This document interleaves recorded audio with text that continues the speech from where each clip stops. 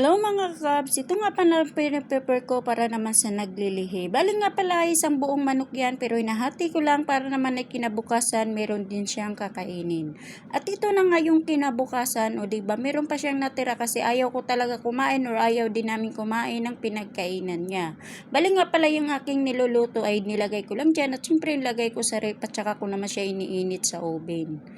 At yan nga pala, piniprepare ko na yung pagkain niya at meron nga pala kaming natirang mga pangsawsawan o yung sauce, kaya yan naman ay sinasama ko na lang yan. Para naman pag ayaw niyang kainin, itatapon ko na.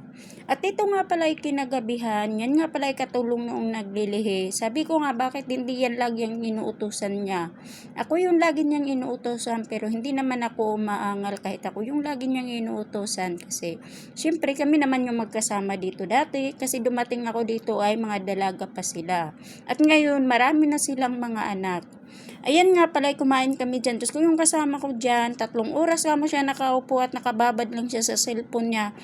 Minsan nakakaramdam din ako ng inis, kaso inalisan ko na lang siya.